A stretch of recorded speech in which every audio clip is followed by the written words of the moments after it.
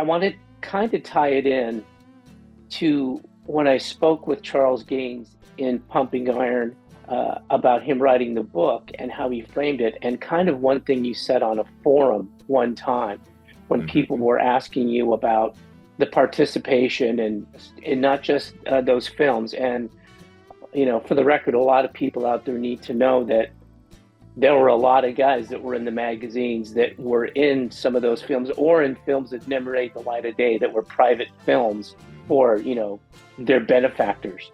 Charles had mentioned, he said he wanted to write the book kind of like Hemingway's Sun Also Rises, in the sense that he was looking at the bodybuilders who had come from all over the country and some from different parts of the world as kind of expats. And you had mentioned on a forum that a lot of these guys had come and for the first time in their lives were away from their families and away from any sort of constraints or parental oversight, so they were able to act freely. Add into that, was there any sort of financial desperation that you feel led to not just you but the other guys in terms of participating in the quote unquote blue films? I had it how to frame it, and now I've lost it, but that's age too, not just the gray hair.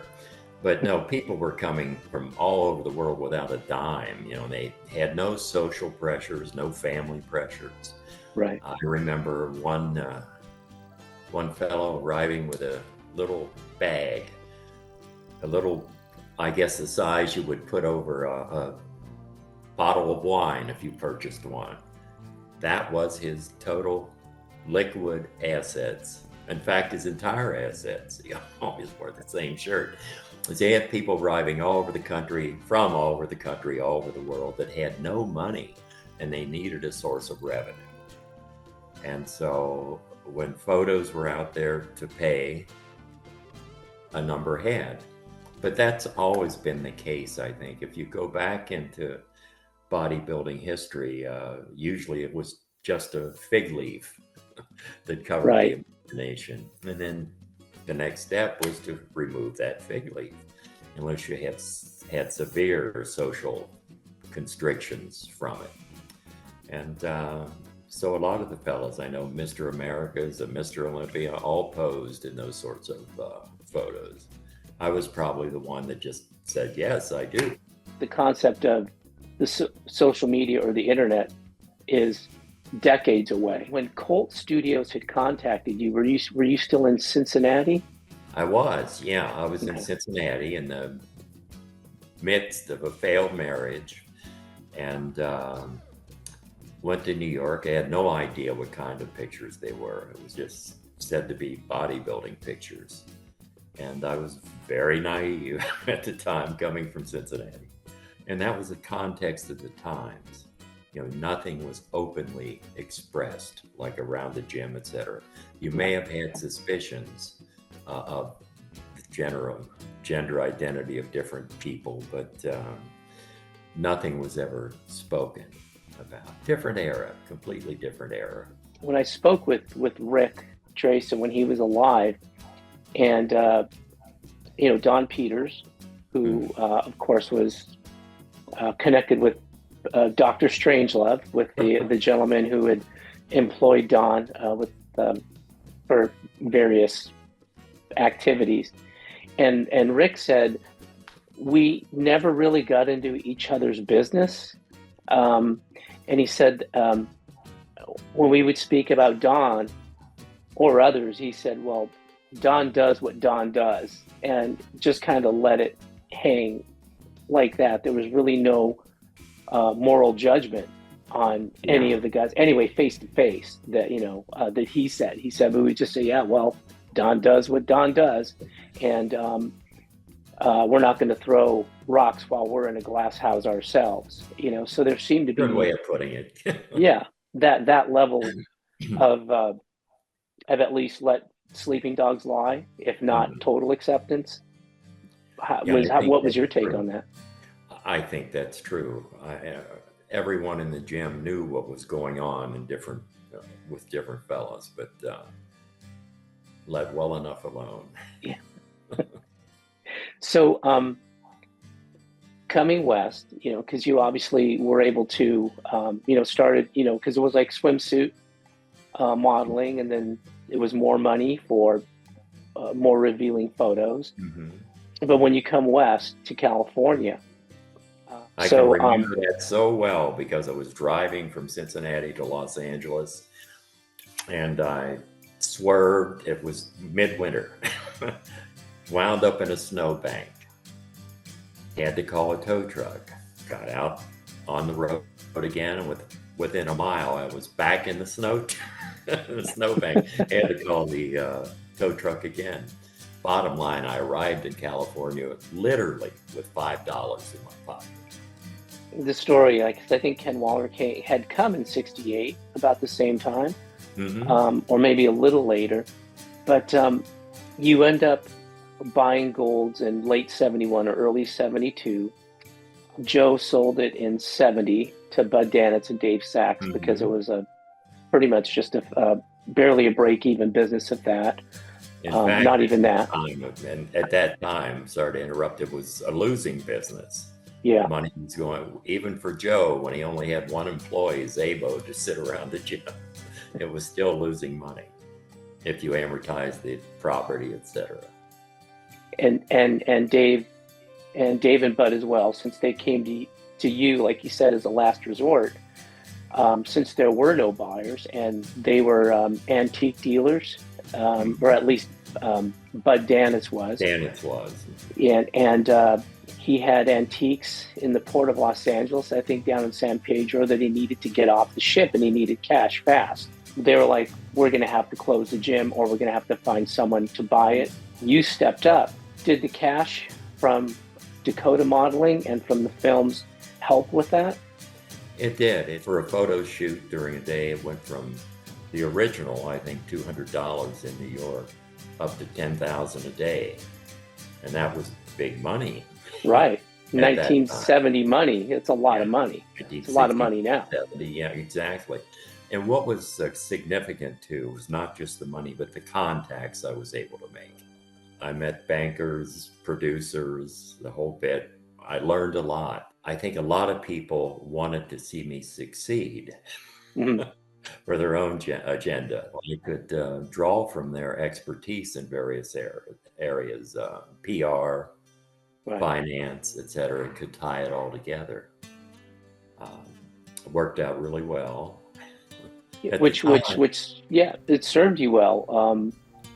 Because, when you bought it in '72, and then by the mid to late '70s, after the book Pumping Iron had been written and then shot at the original Golds, and then you kind of tied in with the PR and your connections in entertainment and publishing and media to kind of leverage that with your promotions, with the large contests. Yeah, that's true. The Hollywood industry really helped in promoting nationally and internationally. The different magazine writers and the mainstream reporters, celebrities like Stallone and Mae West that were willing to attend the show and hand out a trophy. Normally you pay for those kind of things. Right. But to me, they were all free. With the money making up to $10,000 a day in the early '70s or late '60s, you, aside from purchasing golds and saving Danitz and Sachs, you got the gym, a couple pieces of property that were adjacent to the gym, a house next door, then an empty lot next to that, which was just a couple blocks from the beach. An extended reason why I bought that, I'm there training with Waller, and Danitz came over to me, and I think he was I was his last straw. He said, I know you've got a little money. I don't know how he knew. I know you've got a little money. Can I offer you this gym, for sale? And I said, what's the deal? He said, $15,000. Well, first I asked him, what does that mean? He said, well, the gym business, the buildings as you've described. And it took me about 5 minutes to compute the projected growth of that property in my head. And I turned to Waller. I think we were in middle curls, 5 or 6 sets of curls. And I said, Waller, if you go ahead and manage the gym for me, I'll buy it. To me, it was not any aspiration to own a gym. I Right. loved training there. I didn't want to see it close. Most of the guys in there, they were there for a reason. They loved to be in that gym.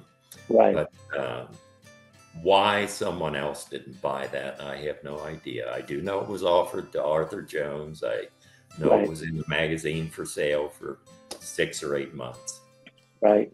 And I had not even heard about all that. Out of the cold blue sky, Gannett's walked over to me. One of the other things I managed to drift into at the time, there was a nice studio, soundstage, etc., on the market. And I managed through this understanding of finance. I had a basic understanding before I ever left Ohio. But then bankers, etc., was able to purchase the studio, and a lot of major commercials were produced there. Like, if you're my age, you would remember them clearly, like Parquet Margarine and Butter. Butter. What? Butter. What? Butter. Don't mess with me. You're Parquet Margarine. Butter. I said Parquet, come here. Uh-oh. You smooth? You're creamy. You taste like butter. You're butter. Parquet. Yeah, it was quite a deal. I was even the art director on a continuing weekly religious show. There was this group of zealots in the Hollywood area. I'm trying to remember their name at the moment. So I had all sorts of little titles and different things. I tried to produce a major motion picture that opened at the Egyptian. I four-walled the Egyptian to get a test market. And I saw, after I finished the film, etc., called So Long Blue Boy, with a lot of actors. It's Steve McQueen's wife, for example, Neely Adams, and Right. lots of top-notch actors, not name actors, but top-notch actors. And I thought, wow, put that in Hollywood Boulevard and see how it goes. And I could see that this would not fly in a national market, so I pulled it out of distribution. So there's a lot of other things that came from that original kernel of those photos. Yeah, so that was a pretty steady stream of revenue, the soundstage. Oh yeah. Shooting national commercials, the religious shows. Yeah, and also, I don't think I've ever mentioned this before, but there was a producer associated with Paramount that signed me to a contract to appear in a film that they were putting together called Billy Budd, based on the book Billy Budd. Right. Yeah. And that gave me, all I had to do every week, come in and take my weight so I didn't get fat. Right. But that kept me afloat. Just that alone, the weekly check, as long as I remained on the option, that kept me afloat with living expenses plus a bit. So all this other could be accumulated. Oh, it's all serendipitous. It really is. That's the signature of my life, I think. I happen to manage to fall into things that turn out fine. Donna is a great example. We've been married. Our 46th anniversary will be in December, and I can tell you every day it's been a happy day. In fact, another tidbit about that joins the marriage to Gold's. We were married in Gold's gym. Yeah. That's right. And the original Golden, it was your house at that point, just to clarify for people watching this. Yeah. Yeah, as a matter of fact, that's why I moved it to Santa Monica, so I could have that building to remodel into a home. Interesting tidbit there, even after Pumping Iron was filmed, I'm not sure that it had been placed in theaters at that time, but I told Waller, I said, Waller, I'll give you the gym business name, lock, stock, and barrel, the whole bit, for $25,000 if you'll just get it out of the building. And Waller, I think, was too conservative to take a risk like that.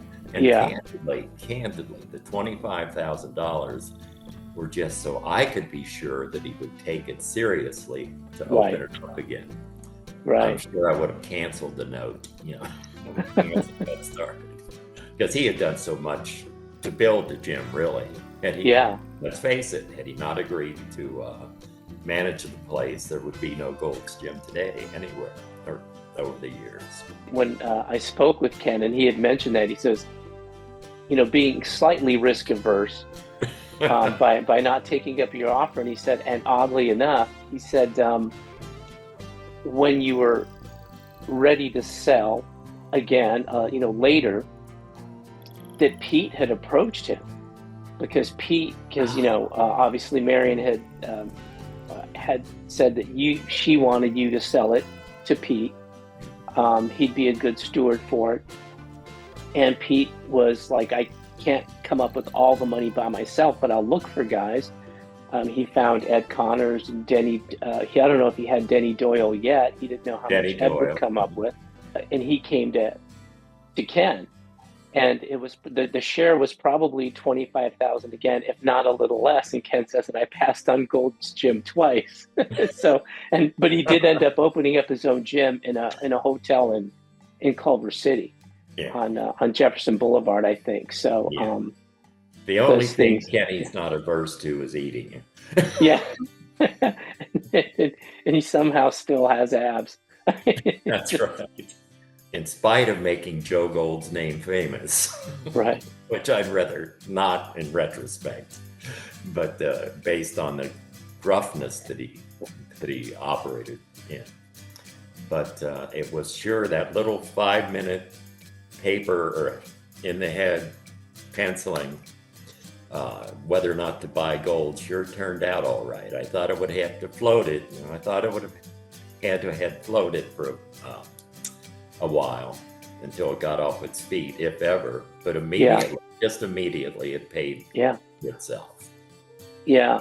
I mean, you talk about serendipity, so much of it, I think, because if you, 72 was the first full year you owned it. I think, if I'm not mistaken, that was the year that the Sports Illustrated article written by Charles Gaines about an Ed Jubinville contest in New England where Arnold was a guest poser. I think that happened in the same year. And you just wonder, it's like, if that had something to do with it, because Arnold was, of course, the most famous tenant at Gold. It could have. I certainly appreciate Arnold having trained there. It helped. Yeah. But when Arnold was promoting something, Gold was always mentioned. When I was promoting something, Arnold was always mentioned. That stopped around 76 when we both went one ways. I remember I had a crazy mother, but some of the things she gave me, like, was a general Matthew 25 personality where you help people, just help people. That was the reason Pete got the gym too. Yeah, there you go. And it worked out for Pete. It worked out. I was just hoping to save him. Yeah.